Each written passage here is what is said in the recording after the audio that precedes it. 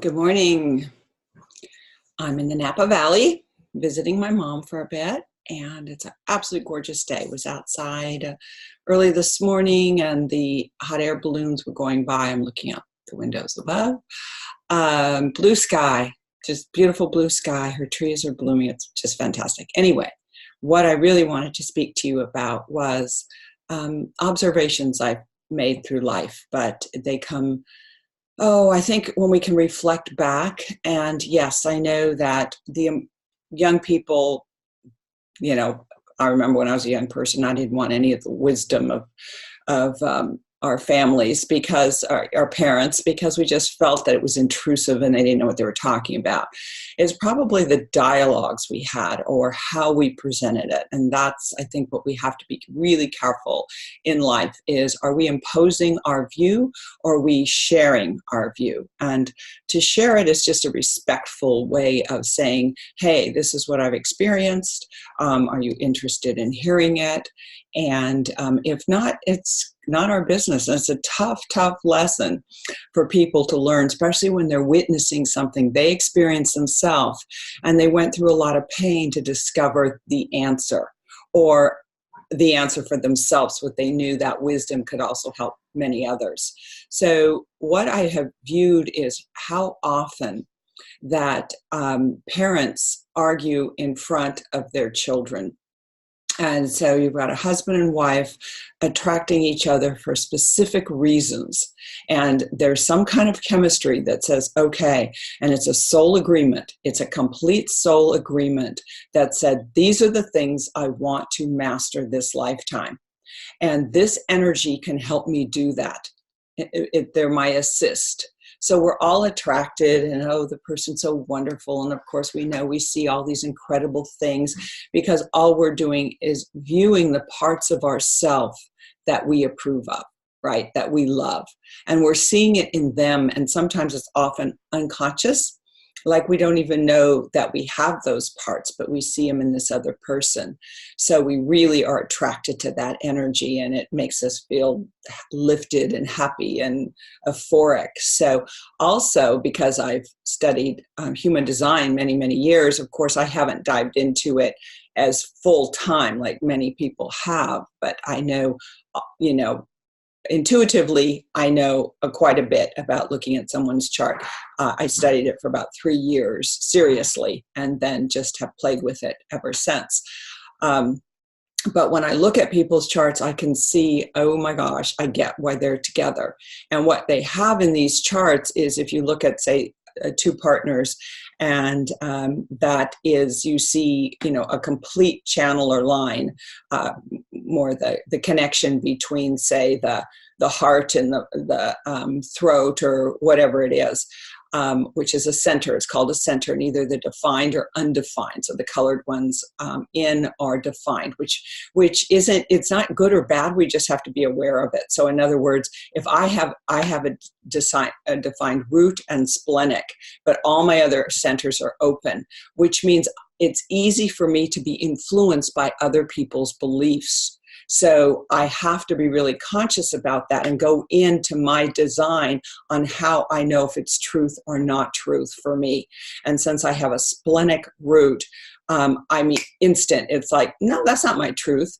And instead of being a child where someone tells you this is what it is, and you're going, oh, wow, I didn't realize that's what it was, so I'm wrong. And it's like, no, that's not my truth, and move on. So let's get back to couples. I noticed that what happens, or any relationship, but children is what I'm focusing on right now. So we've got this couple that came together for a specific reason, and then after a while, all they see is the faults of that other person. That they didn't show up the way they thought that person should show up. And a lot of that showing up from their partner is based on their own childhood. For interest, race is called oh my, oh my God, I'm getting a Muji's coming through. I don't know how. Here, you guys, we have to. Well, hi, Muji. Let me mute some of this. I don't even know where it's at. Oh my gosh, this is too funny. And the brain itself. Oh my God, and somebody else. Okay, kids, entity this is that brings craziness. together. So let me get back to where I was. That was a nice interruption from Muji this morning. Love that energy, beautiful energy. So what happens is, for instance, say, because I was a mother of three, I ran my own company, very successful design firm that was more than just a firm. I sold to all the hotels and the restaurants and the designers. So it was a huge business in Hawaii because I made, instead of selling 2 nightstands to Mrs. Jones and making a little commission, I was selling 500 of something to hotels, or so it was an amazing business. I'm running that, and I've also have these 3 children with a husband that didn't believe a husband's role was to be a part of that it was just left to me. And so he would go to work Monday through Friday and do his thing and come home and expect the house to be, well, it was always clean, because that was me. Because I really am affected by energy, that I couldn't have clutter. I am never going to be a person that leaves dishes in the sink at night, no matter how tired I am. So even if, I remember having a function in Hawaii for 200 people, and I did have help on that, but there was no way I was going, even I had a colicky baby at the time, I was not going to bed until my house was clean, the kitchen was clean, because energetically it's assaulting to me. Like the worst thing in the world for me to wake up and see a sink full of dishes or something dirty. So yes, I did. My house was meticulous. I love the energy of that. And I also ran this business, like I said, and I did everything for my children. So then what's going to happen with my children, right? They may reflect that.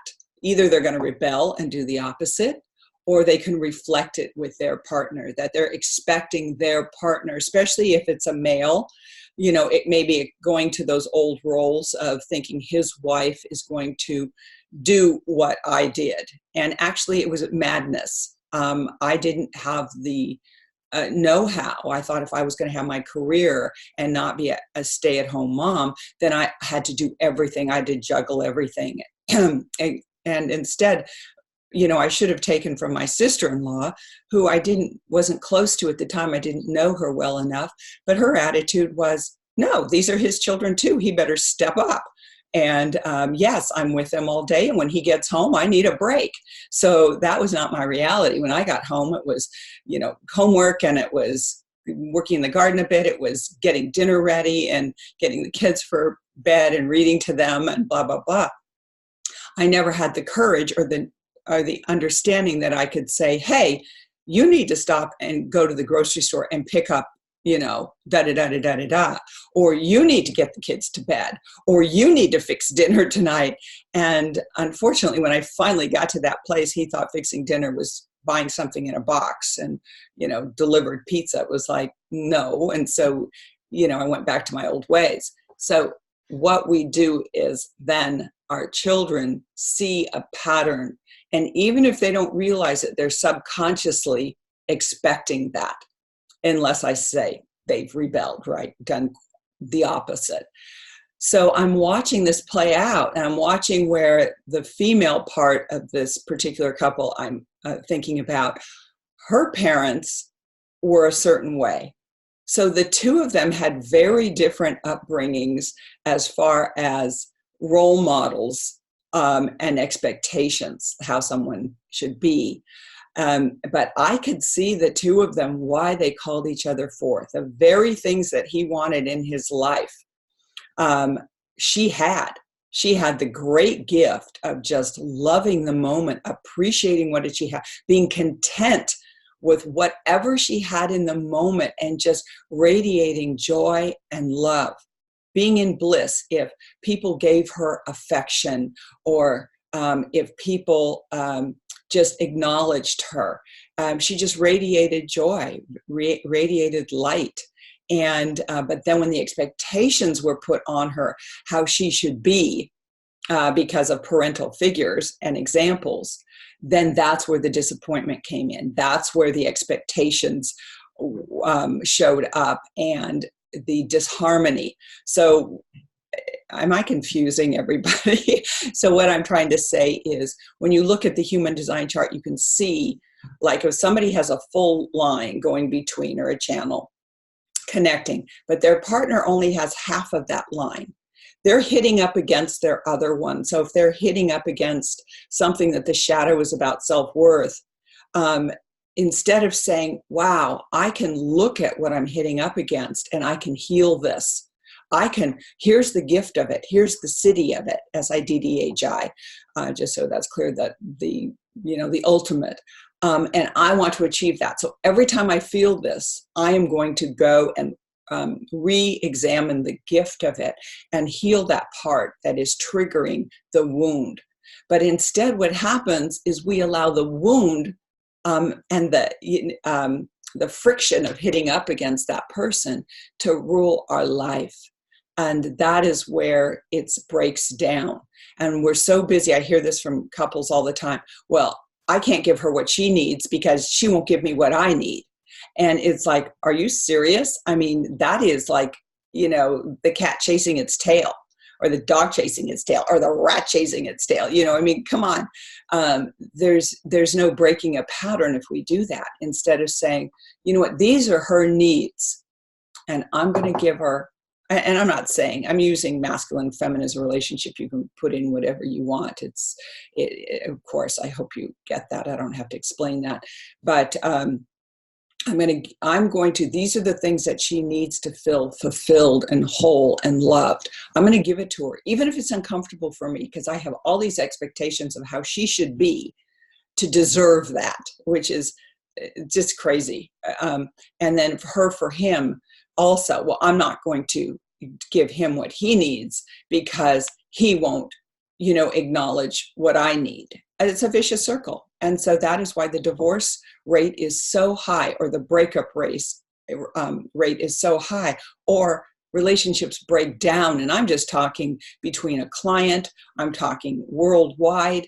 They break down because it's like, you don't give me what I want, so I'm not going to give you. If you don't let me play with your toy, I'm not going to let you play. So, be the bigger person, because you know what that does? That raises your vibration. That creates the light and the energy, and it starts unsticking those parts in you of undeserving, because that's what it is. I don't deserve a fantastic relationship, and I'm going to keep hitting up against this. But all it's doing is creating this density, this pain, this low, body energy, this stuck energy, instead of like, you know what, I'm just going to really show up as my divine self, who I am.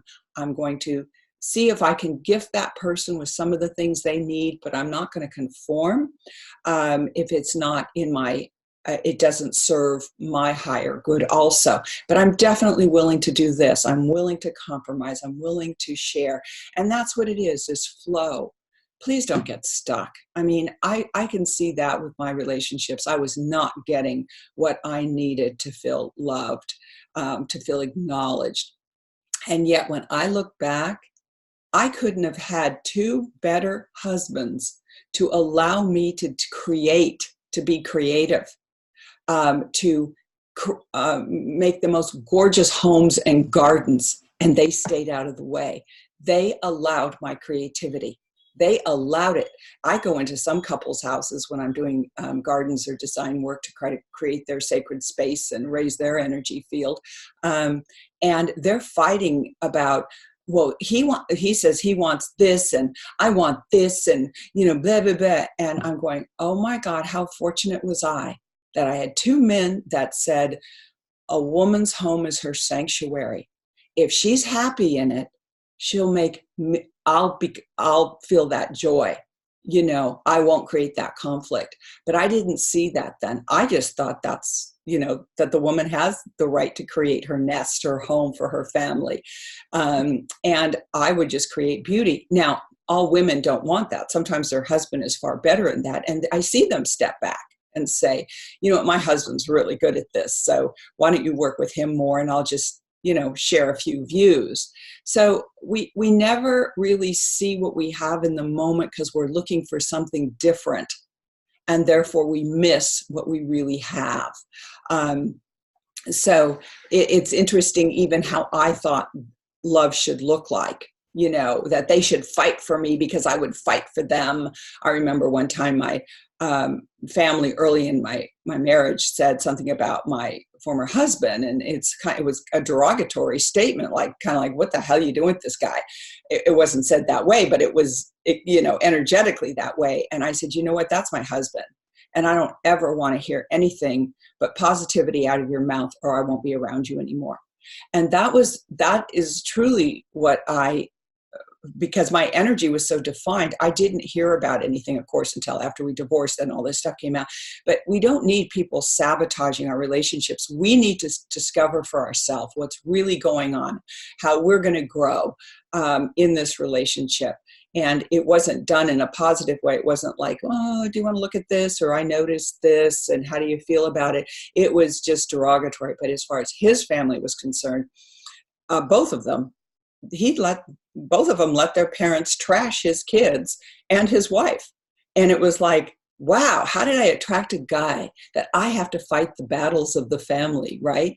That some guy isn't man enough to stick up for his wife and his children. Like, did I marry some wussy little boy? You know, that was my thing. Instead of being able to talk to them from an adult standpoint and say, gosh, you know, it would really feel good if you could stand up for us and tell your parents to stand back, or not, and just say to his parents, you know what, you need to back off, or I won't be in your presence anymore, and I won't allow my children to, in a kind and loving way. I did that finally to my husband Jim, to his parents. I refused to see them. I wouldn't come over for 4 months to dinner or anything, because I said, I will not stand for this. And then things did shift. So it is a world of knowing anybody in your life, anyone, is an opportunity to grow. It's an opportunity to see an aspect of ourself that hasn't been healed. And it has nothing to do with the person out there. Nothing. It's about breaking down our walls, our expectations of what the perfect wife or husband or, you know, being should look like. It's breaking that down. That's the illusion. That's funny that Muji came up, because basically that's it. Everything is a reflection. So how do you want to handle that reflection of yourself? A wounded part, usually when we're criticizing. Can we take it in and love it? Can we take what's going out in the world? Can we observe what's happening in the world, but then bring it into our heart and say, what part of us felt so frightened, so desperate that we would act out in this way? And it's being magnified in the world right now. It's so we can say, well, I would never do that. I would never do that. And yet we have, on maybe the tiniest level, there's an aspect now that has been left unhealed. And because of this time of the Great Awakening, we have an opportunity to see what we have held on to. It could be for thousands of lifetimes or more. So that little speck of something where we didn't treat ourselves kindly or speak to another kindly is magnified into war and anger and blowing someone up because they think that's how they're going to get rid of it. You're never going to get rid of it. Ever, ever, ever that way. It's bringing it in and saying, I love you. I feel your pain, and go and travel in the body. Where do you feel it? And you can always email me, and we can do Byron Katie's work with you. It's so powerful. It's called The Work. Of course, I don't just use her work. I integrate all the modalities, but the basic core. And people think they can do the questions themselves, but it takes another person to feel their energy, what they're avoiding, and when the mind's getting in. I can see when the mind's getting in with somebody. They make the excuses, the explanations. It's like, let's get to the core root of this, the deep feeling of unloved, of not good enough, of fear. So anyway, love to you all. Have a fantastic day. Know everything in your world today, whatever it is, pay attention. It's you calling out to you for love. If it's beauty, it's you. If it's darkness, it's you. But take all of it in and just hold it and say, okay, I'm seeing this out there. Let me open my heart to the possibilities of what this can be. It doesn't mean anything more than that. Let me just hold this energy. Mwah! Love to all. We're going to end this meeting right now.